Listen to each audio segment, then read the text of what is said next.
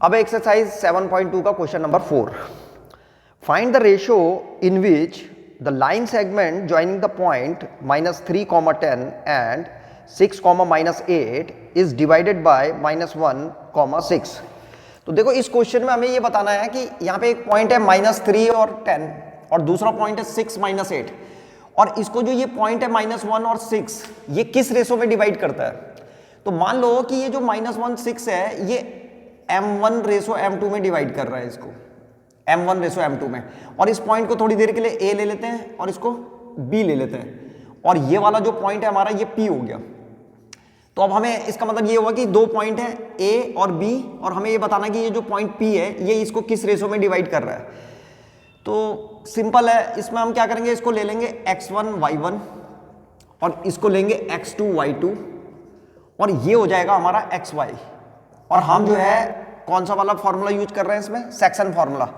यहाँ पे सेक्शन फॉर्मूले में हम लिखेंगे ये वाला फॉर्मूला यूज करेंगे इसमें, xy is equal to m1 x2 plus m2 x1 upon m1 plus m2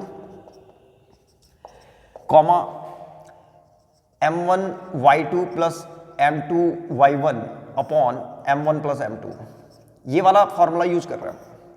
तो इस फॉर्मूले में यहाँ पे x और y की जगह में कौन आएगा, तो x और y की जगह में, x की जगह में -1 है और y की जगह में 6 है, और ये x1 y1 है और ये x2 y2। तो देखो हमें केवल रेशो निकालना है, हमें m1 और m2 की वैल्यू निकालनी है। तो इसमें हम केवल हाफ फॉर्मूला लगाएंगे, या तो x इज इक्वल टू इतना ले लेते हैं, और इसको मैंने कहा था तुम लोगों को कि इसको हम अलग अलग करके भी लिख सकते हैं। यानी हम इसको कैसे लिख सकते थे, ये केवल x है, ये x का कोऑर्डिनेट्स है, ये x इज इक्वल टू, और यहाँ पे से ये क्या है, ये y इज इक्वल टू है। तो या तो हम केवल इसको यूज करेंगे या फिर हम इस फॉर्मूले को यूज कर सकते हैं इसके लिए। तो मैं इस वाले फॉर्मूले को यूज कर रहा हूँ, यानी हम किसको यूज कर रहे हैं, x is equal to m1 x2 plus m2 x1 upon m1 plus m2, बस इतने से ही काम चल जाएगा।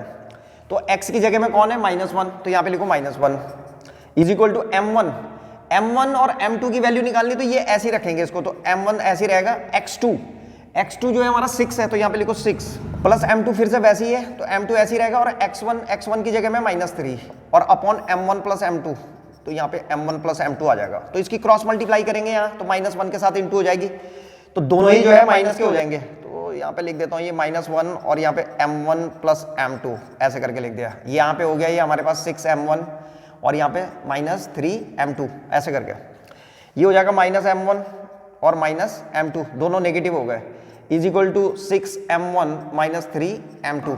ये जो m1 है ये वाला, इस m1 को इधर ले आते हैं, तो ये हो जाएगा -m1 और -6m1 और इज इक्वल टू यहाँ पे -3m2 बचा हुआ है, तो इसके साथ इस वाले m2 को ले जाएंगे तो ये प्लस m2 हो जाएगा। तो इसको थोड़ा सॉल्व करेंगे हम, तो यहाँ पे हम देखते हैं ये आ जाएगा -7m1 और इज इक्वल टू यहाँ पे -3m2 और प्लस m2, ये आ जाएगा -2m2। तो नेगेटिव साइन से नेगेटिव साइन कैंसिल। तो हमें क्या चाहिए, हमें चाहिए था m1 अपॉन m2, तो इस m2 को यहाँ रखेंगे, तो m2 आ जाएगा यहाँ पे, तो ये हो जाएगा हमारे पास m1 अपॉन m2, ये m2 यहाँ आ गया और इस 7 को यहाँ भेज देंगे, तो ये हो जाएगा इज इक्वल टू 2/7। तो इसका मतलब रेशो आ गया हमारे पास m1 ratio m2 is equal to 2/7। तो इसका मतलब ये हुआ कि ये जो P पॉइंट है ये इस लाइन AB को 2/7 में डिवाइड करता है। अच्छा, अगर हम ये वाला फॉर्मूला लगाते हैं y वाला, तो भी अगर हम इससे सॉल्व करेंगे तो यही आंसर आएगा, m1 रेशो m2 कितना आ जाएगा, 2/7। इसमें कुछ नहीं करना, m1 और m2 तो ऐसे ही रहेंगे, y2 और y1 की वैल्यू रखनी है बस। y2 की जगह में रख देना -8 और y1 की जगह में रख देना 10। लेकिन ध्यान ये रखना है कि एक ही से करना है, या तो x वाले से करो या y वाले से करो। तो तुम लोग ट्राई कर सकते हो y वाले से, तो तुम देखोगे आंसर यही आ जाएगा फिर से 2/7। तो ये था क्वेश्चन नंबर 4।